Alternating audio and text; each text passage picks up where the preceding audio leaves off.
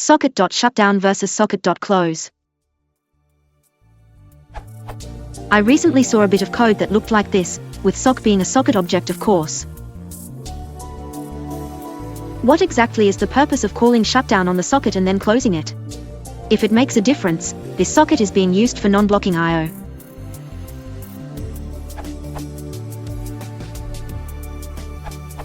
Here's one explanation.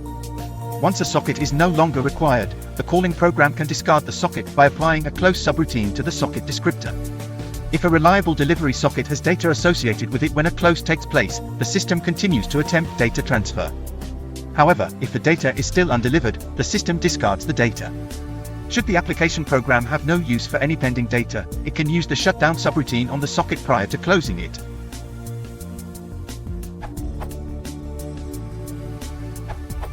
Explanation of shutdown and close, graceful shutdown, MSDN.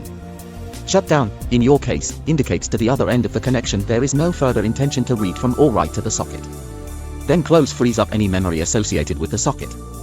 Omitting shutdown may cause the socket to linger in the OSS stack until the connection has been closed gracefully. IMO the names shutdown and close are misleading. Close and destroy would emphasize their differences.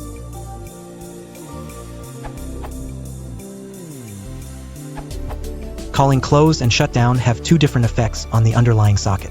The first thing to point out is that the socket is a resource in the underlying OS and multiple processes can have a handle for the same underlying socket.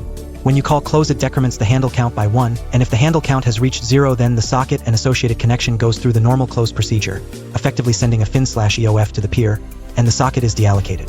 The thing to pay attention to here is that if the handle count does not reach 0 because another process still has a handle to the socket, then the connection is not closed and the socket is not deallocated.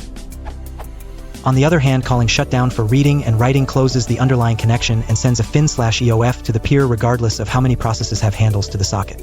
However, it does not deallocate the socket and you still need to call close afterward. Isn't this code above wrong? The close call directly after the shutdown call might make the kernel discard all outgoing buffers anyway. According to this URL, one needs to wait between the shutdown and the close until read returns 0.